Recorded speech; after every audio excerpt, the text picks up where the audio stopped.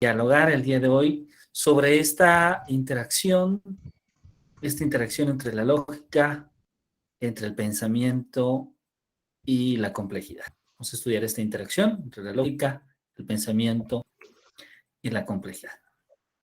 Muy bien. Bienvenida, maestra Rosa Elia, qué gusto que nos acompañe también. Muy bien, pues bueno, vamos a comenzar entonces de lleno, con mucha energía. Apagar un poquito mi cámara. Y voy a utilizar una presentación, si me permite.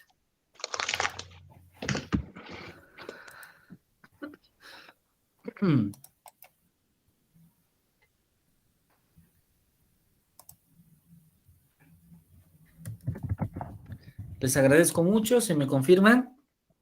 Sí, esta presentación ya se puede ver en pantalla completa.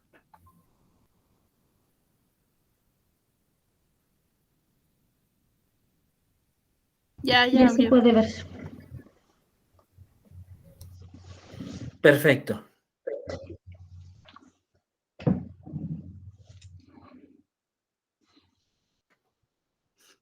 Muy bien, pues bueno, la sesión pasada ya empezábamos un poquito a dialogar sobre,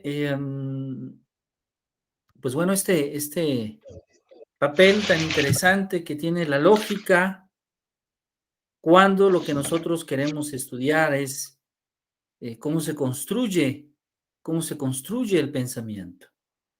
Y bueno, ahora entonces nos corresponde justamente el poder, eh, el poder hablar de uno de los personajes más importantes, uno de los personajes más influyentes sobre la lógica, sobre el pensamiento lógico. Y con esto estamos haciendo referencia justamente a Aristóteles. Si se escucha, disculpen, ¿podrían confirmarme? Se escucha muy bien. Ok, perfecto. Muchas gracias, muy amable.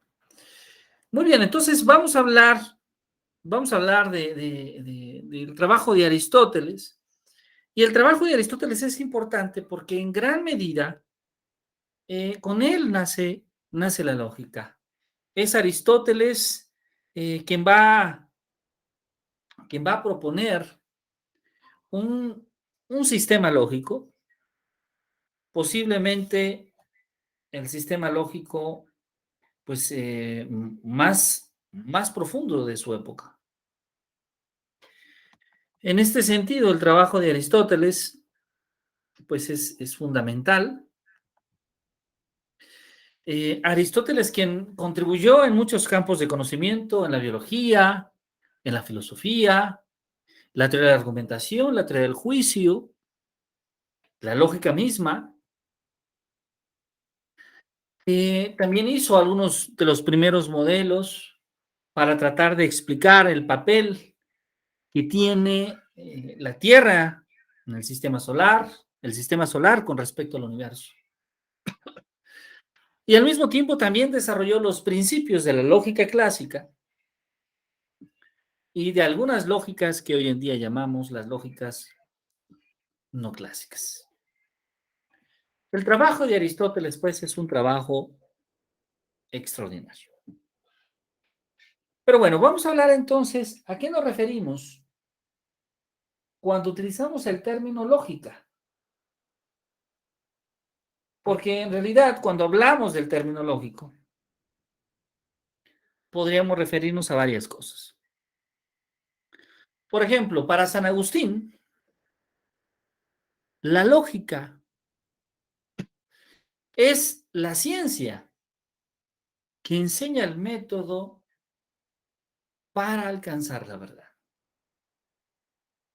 La lógica, por ejemplo, en Hegel, es la ciencia de la idea pura, de esa idea que está compuesta y que compone el elemento abstracto del pensamiento.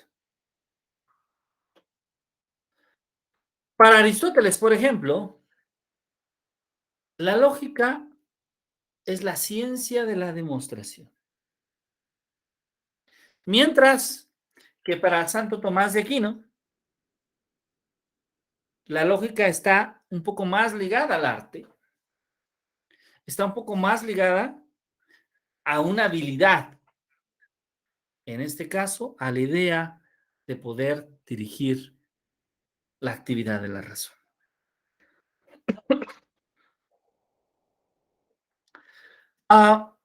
Leibniz tiene una idea muy especial, porque ve en la lógica una especie de álgebra, un arte de invención y combinación, donde Leibniz nos dice, de ahí se logra tener el catálogo y la combinación de donde surgen todas las demás ideas.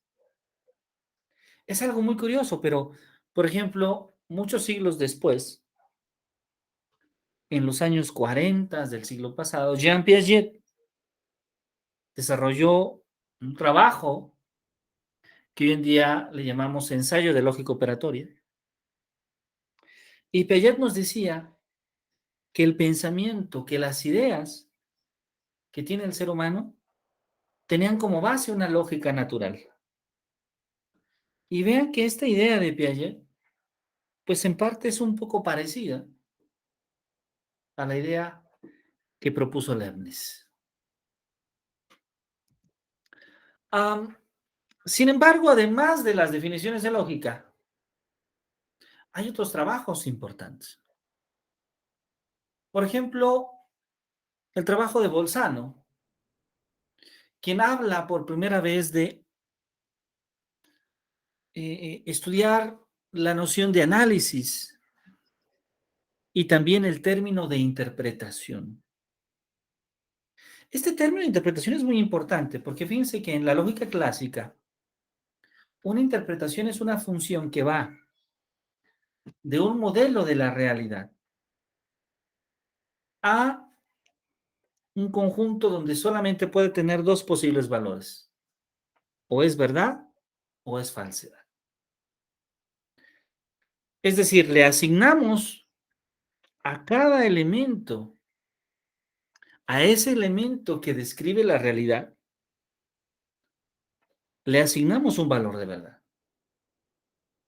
Y entonces, el término de validez es un término mucho más general que el término propio de interpretación. A ver, lo explicamos de esta manera. Algo se dice que es tautología cuando esa afirmación, esa acción descrita por la afirmación, siempre es verdad. Y decimos que es contradicción cuando siempre es falsedad. Y desde luego viene el caso complejo, que es este caso donde no siempre es verdadera y donde no siempre es falsa. Bueno, una interpretación en términos generales puede ser verdadera o puede ser falsa. Cuando la interpretación es siempre falsa, decimos que se llama contradicción. Y cuando la interpretación es siempre verdadera, decimos que es una tautología. En general, construir tautologías y construir contradicciones no es una tarea fácil. Bull y De Morgan, que van a escribir, van a desarrollar las bases del álgebra de clases, del álgebra booleana, del álgebra de las relaciones binarias, que debo decirlo, esto fue fundamental para desarrollar la noción de circuito, que es muy importante en el campo, por ejemplo, de la ingeniería. Charles Sanders Peirce también hizo reflexiones sobre el álgebra de estas relaciones binarias y da el inicio del estudio de la teoría de conjuntos en su época moderna. Ahora, no podemos dejar de lado a principios del siglo pasado un trabajo escrito tanto por Hilbert como por Ackermann, donde ellos tratan de fundamentar una teoría de la lógica, justamente, que se desarrolla en el cálculo de las funciones, que va a incluir proposiciones, clases y relaciones. Y por otro lado, Hayting va a empezar a estudiar cómo es que de manera natural nuestra mente va desarrollando un pensamiento intuicionista. Es decir, la intuición tiene cierta lógica.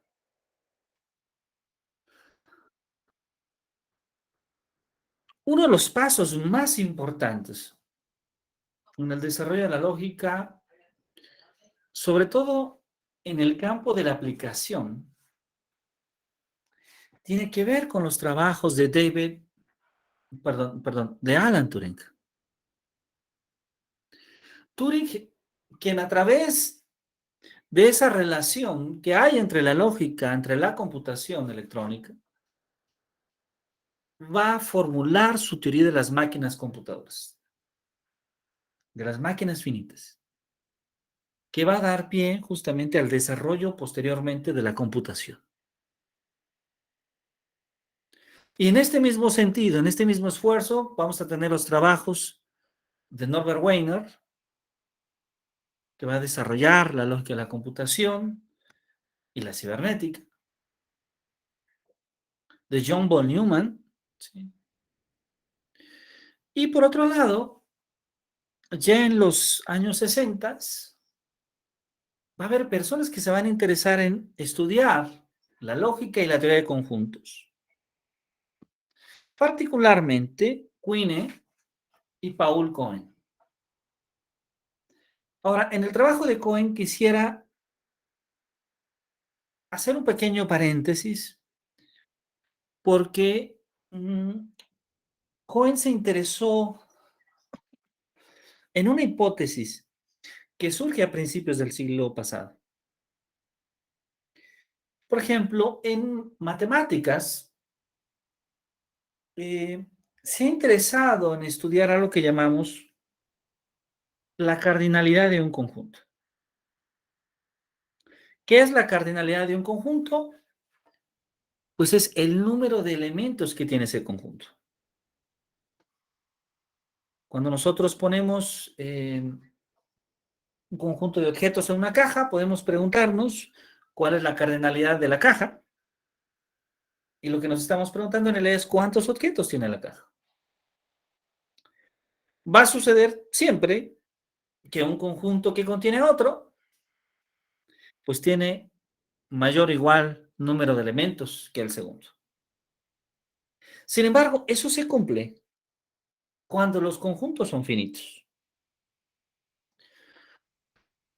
Pero Cantor, un extraordinario matemático, se va a empezar a cuestionar qué ocurre cuando hablamos de conjuntos infinitos. Y particularmente cuando estos conjuntos infinitos son conjuntos numéricos. Por ejemplo, el número de elementos que tienen los números naturales. Los números naturales tienen tantos elementos como un infinito numerador. Y uno se preguntaría, ¿qué otros conjuntos en las matemáticas tienen tantos elementos como los naturales? Pues van a estar ahí los números enteros, los números racionales. Y después hay otros infinitos más grandes, que vamos a llamar infinitos no numerables, como el infinito de los números irracionales o el infinito de los números reales. Entonces, alguien hizo esta pregunta. ¿Habrá otro infinito entre el infinito numerable de los números naturales o entre el infinito no numerable de los números reales? A esto se le llamó la hipótesis del continuo, de que no existe ningún infinito entre esos dos. Y durante mucho tiempo en las matemáticas se utilizaba este resultado para probar otros resultados matemáticos. Eso fue generando cierta tensión, cierta preocupación, porque aunque parecía que así era, nadie demostraba que esta hipótesis era verdad o, en un caso más grave, que la hipótesis fuese falsa. Y Cohen, quien aparece en esta imagen, fue quien demostró que había una independencia de la hipótesis del continuo. ¿Sí? Y bueno, estaba hablando hace un momento de George Cantor, que aparece en la parte de abajo de esta imagen, quien se hizo estas preguntas sobre los conjuntos infinitos, y Giuseppe Peano, este matemático italiano, que estudiaría particularmente el conjunto de los números naturales. Un paso muy importante, un paso fundamental, es el que hace Gotthard Frege. Gotthard Frege, que va a presentar a la lógica como un sistema formal. Y no sé si ustedes llevaron lógica en preparatoria.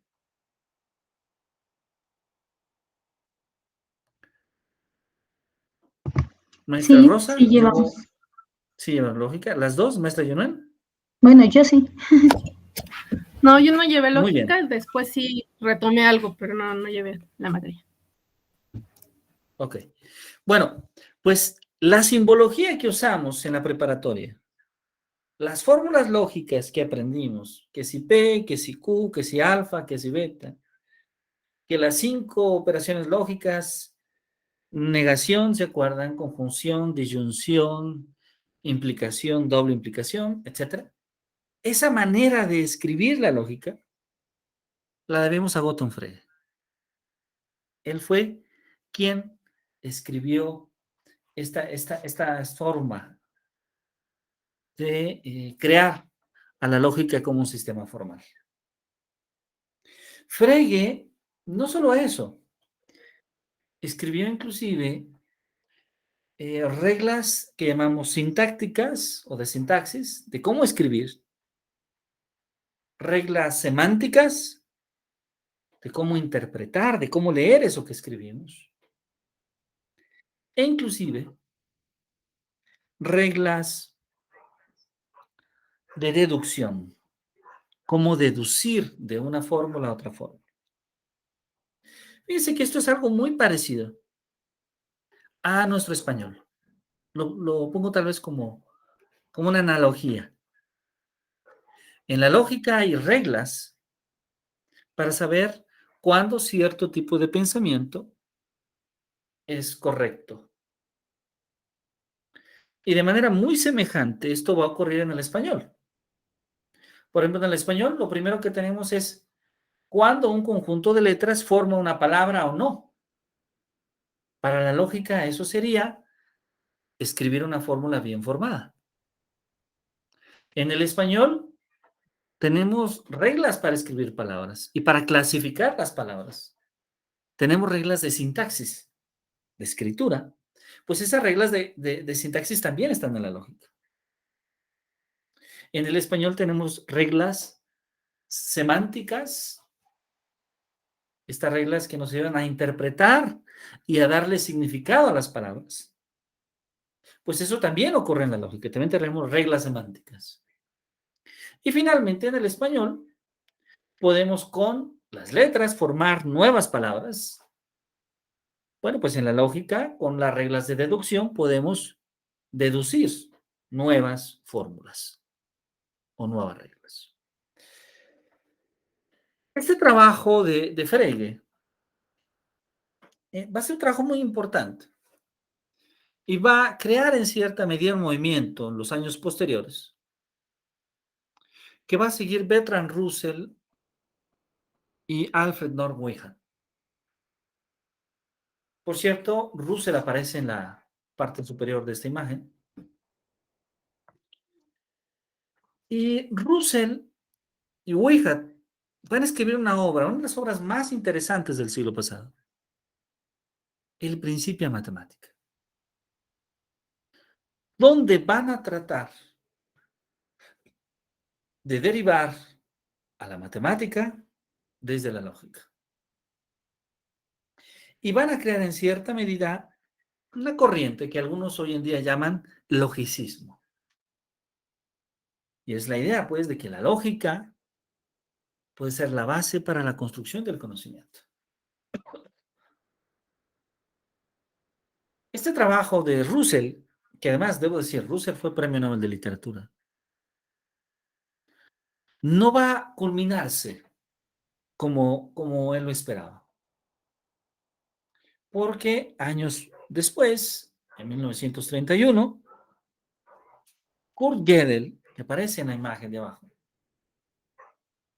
va a probar, por una parte, que la lógica elemental es completa,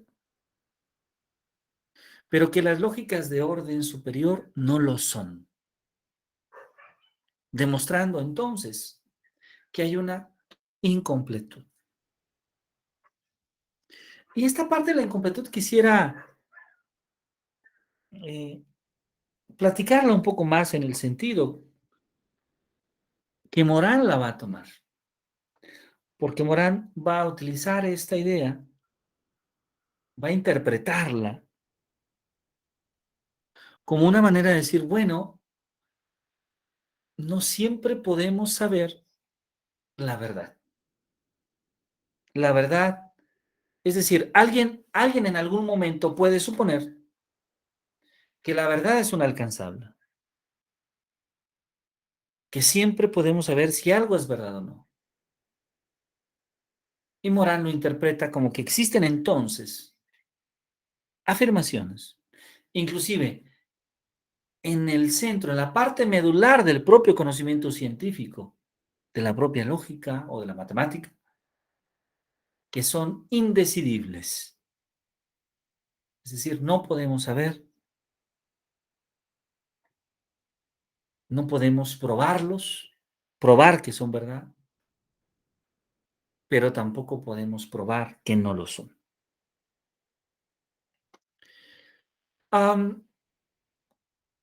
Este trabajo de incompletud de Kurt Gödel va a tener un impacto enorme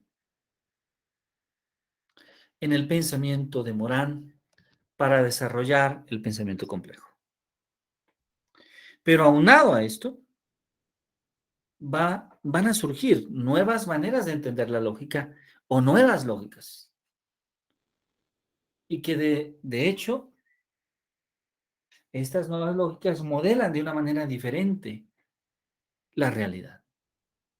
Por ejemplo, Lucas Ewig, quien va a decirnos que es necesario que haya una lógica polivalente. Una lógica donde no solamente haya verdad o falsedad, falso o verdadero, sino que pueda tener más valores. O como Emil Post, que nos va a decir entonces que de hecho se pueden construir sistemas lógicos con un número finito de valores de verdad. Ahora, no solamente hay lógicas en este sentido, también hay lógicas que están ligadas a una relación que se puede dar inclusive en el campo del derecho, en el campo de las ciencias sociales, que tiene que ver en las afirmaciones, los razonamientos y las acciones. Algo que algunos autores hoy en día llaman la lógica de las normas y acciones.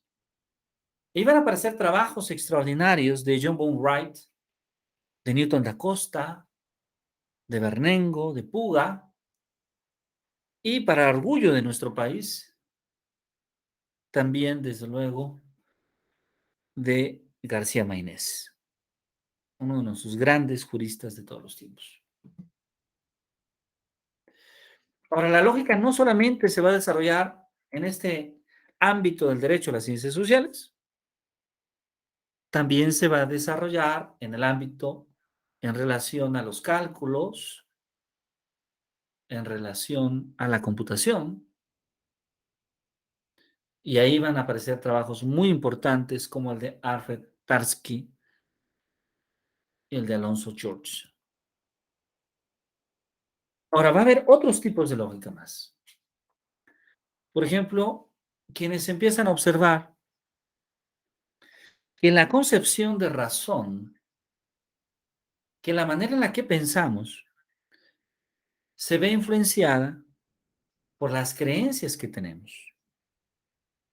Y que esas creencias, desde luego, son construidas a través de la cultura, a través de la sociedad y a través de la propia interpretación que nosotros hacemos de ellas. Ahí vamos a tener los trabajos de John Van Betten y de Jaco Hintika, desarrollando las lógicas dinámicas, las lógicas epistémicas, las lógicas doxásticas.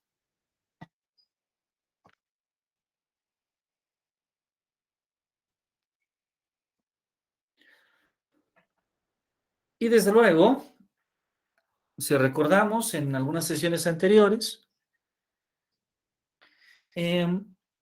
desde principios del siglo pasado, se empieza a desarrollar la teoría cuántica en la física.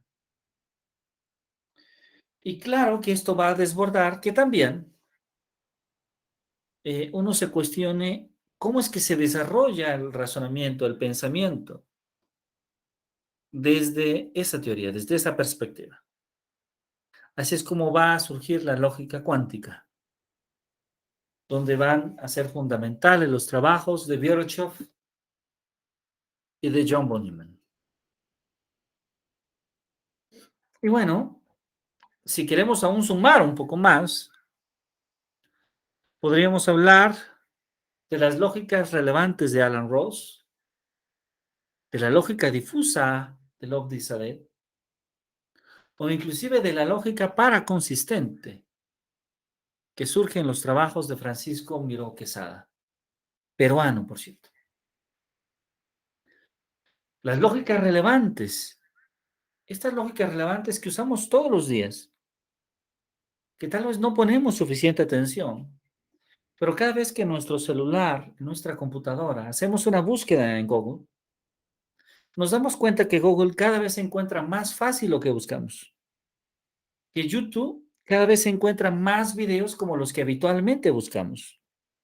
Esto significa que tanto Google como YouTube tienen una programación para identificar aquello que nosotros buscamos habitualmente. Y saben, eso es lógica relevante. Eso es usar lógica relevante. O inclusive, podemos pensar que cuando tenemos cierta afirmación correspondiente a una realidad y a esta le asociamos un valor de verdad, ese valor de verdad no necesariamente tendría que ser una medida discreta. Es decir, no tendría que ser de 0 a 1 o 0 a 1, sino que podría ser una medida continua. De 0 a 1, pero como el continuo del 0 al 1, como una probabilidad. Ahí estamos usando lógica difusa. Y si hablamos de la lógica paraconsistente, la paraconsistencia surge en gran medida como una idea de poder aceptar dentro de la realidad la propia contradicción. La lógica clásica, la lógica desarrollada por Frege, por ejemplo, no acepta el hecho de que se pueda dar P y no P al mismo tiempo. Sin embargo, la lógica paraconsistente acepta este hecho como posible. Esto entonces nos lleva a que la lógica nos hace ver la realidad de una manera diferente. La lógica nos permite explorar una mayor diversidad de pensamiento. Pero al mismo tiempo, creo, nos da mayor claridad en aquello que pensamos. El trabajo de Morán, en este sentido, va a pegarse mucho más a la idea de que el pensamiento complejo debe basarse más en la noción de las lógicas no clásicas, que no describen una misma realidad, sino una pluralidad de realidades. Y además, donde la noción de interpretación no le asignamos simplemente una verdad, sino que puede haber diferentes interpretaciones que en diferentes perspectivas puedan ser verdad. Y bueno, este es un aspecto fundamental, porque entonces el tener estas nuevas opciones de entender la realidad, el tener estas nuevas maneras de repensar el pensamiento mismo, de cuestionarnos cuál es el papel que juega la razón en el pensamiento, nos permite entender la pluralidad de pensamiento y la diversidad. Y estos son dos aspectos fundamentales que propone el pensamiento complejo. Muy bien, quiero parar mi discusión hasta aquí, porque hoy quería hablar de estas lógicas clásicas, pero me gustaría escucharlas a ustedes para saber si tienen alguna pregunta o algún cuestionamiento.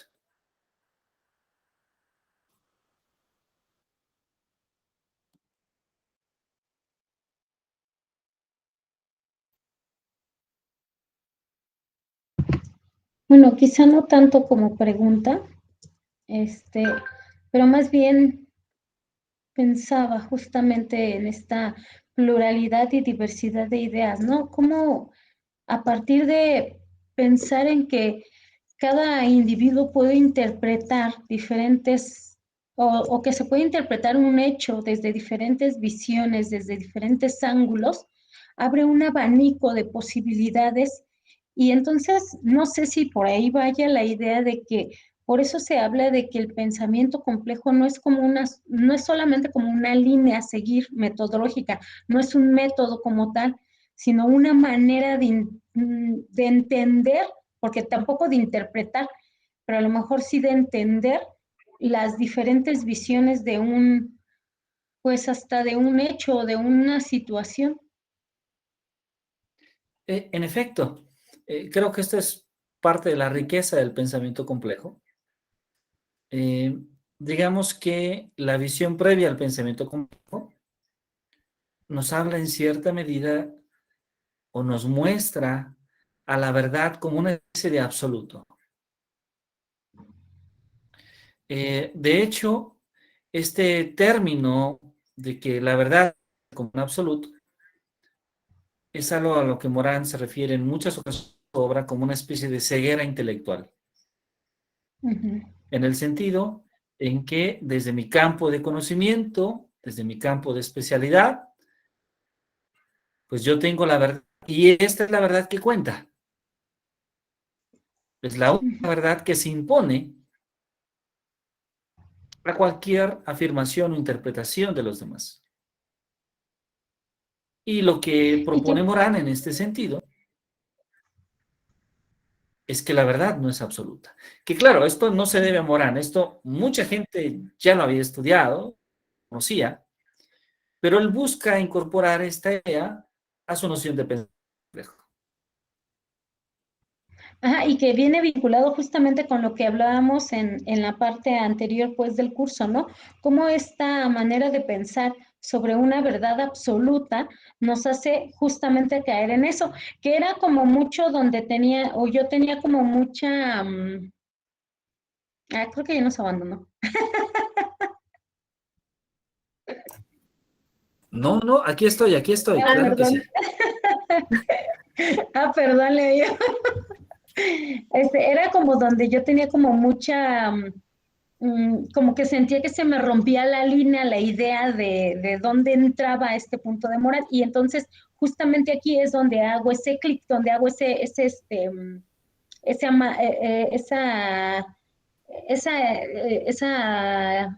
¿cómo se dice? Esa manera de atar las ideas, de enlace de ideas, ¿no? Como que aquí es donde se enlaza justamente esto de hablar de la verdad absoluta, como una ceguera, como una manera en la que cuando nosotros creemos que conocemos determinada área y damos ya por un hecho todo lo anterior, desde ahí empezamos con esta ceguera, ¿no? Con esta manera de ya no buscar una manera diferente de interpretar. Claro, claro. En efecto, es la idea de asumir que desde cierto campo de conocimiento se tiene la verdad. Ahora, parte de la crítica que hace Morán y que habrá que cuestionar este aspecto, porque no solamente por el hecho de que lo diga Morán es una buena idea. En muchos momentos Morán pareciera que hace una crítica propia al pensamiento científico, asumiendo un poco la idea de que el pensamiento científico se ha venido imponiendo como esa verdad, suprema, como esa verdad un poco más absoluta que las demás. Sin embargo, nuevamente puede haber una crítica sobre esta manera de interpretar a Morán, porque quien hace ciencia, quien trabaja en la ciencia, sabe que es justamente en el pensamiento científico o en el desarrollo del conocimiento científico donde hay una crítica constante y donde difícilmente se impone de manera inmediata ciertas ideas sobre otras. Es decir, hay todo un proceso de construcción que en muchas ocasiones requiere de años, requiere de décadas y a veces requiere de siglos. De siglos. De tal manera que yo no veo al pensamiento científico como un pensamiento supremo, ni tampoco lo veo como un pensamiento que tengamos que asumir como una especie de verdad absoluta, sino más bien como un pensamiento que está siempre en un proceso de crítica, de construcción y de reconstrucción. Sin embargo, tal vez parte de la perspectiva a la que Morán se refiere no sea propiamente a la idea del pensamiento o de la construcción del conocimiento, sino más bien provenga un poco más del propio comportamiento humano que tenemos, ¿sí? De asumir que tenemos la verdad y que la verdad es nuestra y que tal vez a través de esta reflexión de darnos cuenta que hay muchas realidades, que hay muchas maneras de entender, de pensar y de repensar, pues entonces tendremos tal vez que darnos cuenta que es necesario también contar el pensamiento, las ideas que los demás tienen. Y creo que en cierta medida esto da pie a darnos cuenta a que podemos vivir muchas realidades a la vez. Y esta frase la interpretamos en el sentido de que hay muchas interpretaciones, pues, de realidad.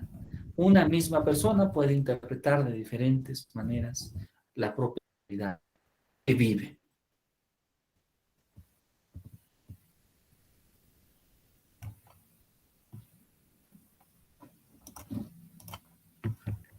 Desde esta perspectiva, pues hay una gran subjetividad en lo que llamamos realidad.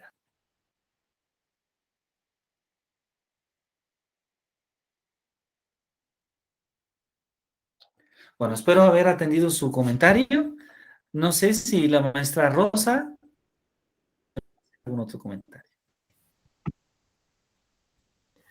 Pues no, yo pensaba que, o pensaba en que, aludiendo a los materiales, bueno, en algún momento decían que, pues, que la lógica es una herramienta, ¿no? Entonces, me parece muy interesante que esta herramienta nos dé varias perspectivas para interpretar o estudiar u ordenar el pensamiento, ¿no? Entonces, me parece que además de que nos da elementos para reconocer la diversidad de perspectivas y la diversidad de interpretaciones, también nos ofrece un apoyo para la flexibilidad en el pensamiento, ¿no?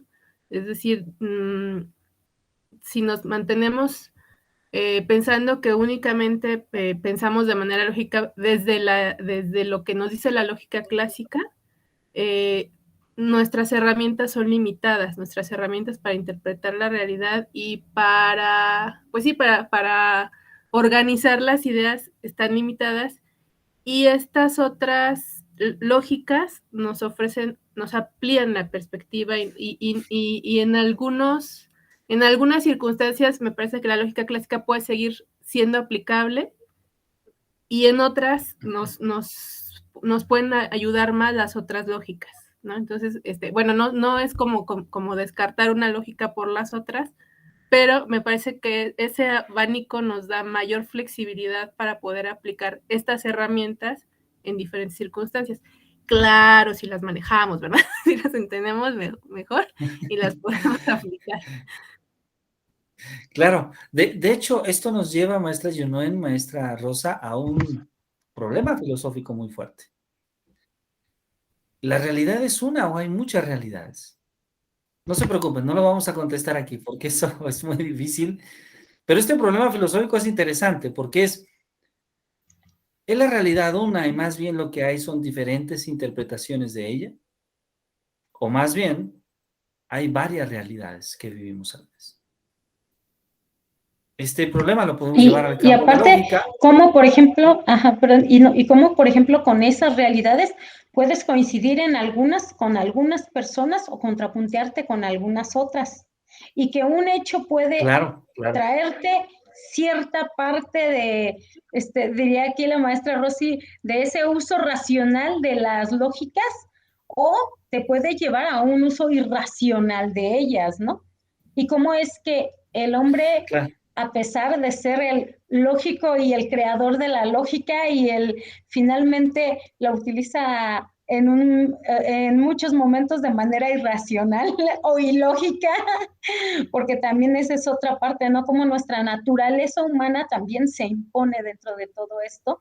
Y yo veía, por ejemplo, hace rato, o me quedé pensando también hace ratito, que hablaba de García Máinez, y es que de repente no puede uno evitar remontarse también, ¿no? A las ideas de García Máinez, a lo que son los convencionalismos sociales, la lógica elemental social, jurídica, que nos lleva de repente a pensar en algunas cuestiones que, si comparamos con la práctica jurídica misma, decimos, ¿y a cuál le hago caso? O sea, ¿cuál es una realidad como tal? ¿Cuál es una realidad para alguien? ¿Cuál es una realidad para otro alguien? ¿Cuál es una realidad para...? Voy a poner un ejemplo quizá más claro para darme a entender un poquito lo que quiero proyectar. Cuando estás en un juicio de alimentos, por ejemplo, con un niño, y cómo el niño ve lo que está pasando en su entorno, cómo lo ve la mamá que necesita el dinero para mantener al niño, cómo lo ve el papá que dice, es que con todo y que te doy el dinero no me alcanza a mí para mi manutención tampoco. Y cómo lo ve el juez que dice, es que tú estás obligado, papá, tú estás obligada, mamá, tú y niño tienes también que responder a cierta expectativa. Y entonces todo mundo, en torno a un mismo hecho, a una misma situación tiene una realidad totalmente diferente, y si nos vamos a los abogados de cada una de las partes, también la tienen muy diferente, ¿no? Yo a eso me refería con que cómo todas estas realidades convergen, conviven y en un momento pueden chocar o en otras se pueden unir y caminar del mismo lado. O sea, cómo es que todo esto nos lleva a pensar y a repensar toda una práctica real, ¿no? Y que bueno, Claro. pues es parte de la vida, es parte de lo que vivimos. Claro, Y claro, algunos así es, la cotidianamente. lógica para comprender la realidad. Y bueno, quisiera yo cerrar la discusión con una pregunta, no buscando responderla, porque es una pregunta muy difícil, pero es un cuestionamiento interesante que proviene. Hay lógicos y hay filósofos de la lógica que se cuestionan si la lógica es una y aún no la entendemos, o si en realidad estamos hablando de que hay muchas lógicas. Esta idea que tiene que ver con el pluralismo en la lógica, es decir, cuando hablamos de lógicas, debemos de hablar en plural, muchas lógicas. Ya platicamos el día de hoy de algunas, pero hay quienes tienen una idea diferente. Hay quienes dicen, no, en realidad no es que haya muchas lógicas. En realidad lo que ocurre es que existe una lógica, pero es tan compleja que aún no la comprendemos, entonces aún no encontramos las leyes para poder darnos cuenta dónde está esa conexión entre las lógicas ya existentes. En fin, no resulta nada fácil ni atender una parte de la propuesta ni la otra. Hay filósofos de la lógica que se cuestionan sobre esta idea, que es un cuestionamiento interesante, porque podemos conectar esta pregunta filosófica con esta pregunta sobre la realidad. ¿Vivimos en varias realidades o en realidad solo hay una realidad y lo que tenemos son diferentes interpretaciones de ella misma? Pues bueno, habrá que estudiar más lógica y un poco de filosofía, o mucha filosofía, para reflexionar sobre este punto. Muy bien, pues bueno, esperamos que hayan disfrutado un poquito esta breve sesión donde hemos hablado un poquito de las lógicas, de esta conexión entre la lógica clásica, las lógicas no clásicas. Y bueno, ahora lo que deviene es hablar finalmente sobre el pensamiento complejo. Entonces, nuestra siguiente sesión va a estar ya en hablar de la obra de Morán. Lo que hemos tratado hasta ahora, hasta este punto, ha sido un poquito fundamental y además desarrollar un poquito el lenguaje necesario para hablar finalmente de Morán. Y esto era muy importante, debo decirlo, porque a veces en muchos cursos o en muchas actividades formativas se habla de Morán, pero no se fundamenta previamente. Y corremos el riesgo de hablar de algo que como que no entendemos muy bien. Es que hay lógicas no clásicas. Qué bueno, pero ¿eso qué es, verdad? No lo sé, pero hay lógicas no clásicas. Entonces, por eso hemos hablado de diferentes tópicos un poquito previamente, antes de hablar de la obra de Morán, porque Morán está de manera constante citando un poquito estos fundamentos. Entonces, podríamos decir que hasta este punto, la parte que tiene que ver con la fundamentación de la complejidad, aquí nos vamos a detener. Y bueno, ahora lo que vamos a hacer es empezar a leer el pensamiento complejo de Morán. ¿Sí? Así que bueno, yo espero que estas dos sesiones que hemos hablado un poquito de lógica, las hayan podido disfrutar. Y bueno, la parte que sigue, esperemos que siga siendo muy interesante, sobre todo porque creo que nos va a permitir ampliar el debate. Muy bien. Sí. Por lo pronto ya nos dejará pensando toda la semana sobre la lógica y vamos a ir por la calle pensando, es que sí es cierto, ¿verdad? ¿Se va a pasar el de la esquina o no se va a pasar? Esto como que también depende de su lógica.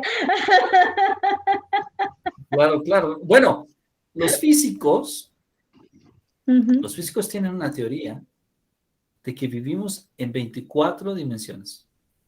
ujú, Ah, bueno, eso no es nada simple. Eh, pero sí es claro, una parte que puede ser más intuitiva es la idea de que al menos vivimos en 4 dimensiones. 3 dimensiones espaciales y una dimensión temporal. Eso lo aprendimos tal vez desde la preparatoria. ujú. Bueno, hay gente que hace física que dice que vivimos en 24 dimensiones simultáneamente. Habrá que pensar si la realidad es este espacio que tiene 24 dimensiones. O si en realidad lo que ocurre es que nosotros solamente interpretamos ciertas cosas de ese espacio. Y nos confundimos y entonces creemos que vivimos en muchas realidades cuando en realidad vivimos en una misma. Pero como no la entendemos y no la comprendemos a cabalidad, pues decimos que vivimos en muchas. Bueno, no lo sé, pero habrá que reflexionarlo sin O lugar a vivimos en dudas. nuestro huevito porque no entendemos todo lo demás. Exactamente, exactamente. Creo que También, o diría, diría eso puede Fernando ocurrir. Jalifre, ¿no? O diría Fernando Jalifre, todo está unido con todo y si hay bloques económicos, políticos y sociales que no existan de otra naturaleza, Claro, claro. Pueden que no ocurrir. existan, digo porque se me viene a la mente, por ejemplo, esto, ¿no? Digo, si hay una globalización en todas las áreas que no las haya en pensamiento y realidades. Por ejemplo, se me viene a Claro, la idea claro. algo así como lo que vive la película de Matrix, ¿no? Donde se revuelven unas realidades con otras cuando ya tienen un pensamiento más avanzado o que tienen como esa capacidad de entenderlas. Y que a lo mejor Claro, nosotros claro. todavía estamos muy verdes y todavía no alcanzamos a entender lo demás. Claro, hay una película, de hecho, que habla un poco de la realidad interestelar. Ah, no le he visto. Interestelar se llama. Es una película, ¿verdad? Es un largometraje de hace algunos años. Ahora, debo decir que Interestelar solamente trata el problema de la realidad basada en en la noción de tiempo. Solo en la noción de tiempo. Porque la película tiene un perfil de la física, digamos. Um, y aquí estamos hablando de que hay muchas perspectivas, no solamente la perspectiva temporal.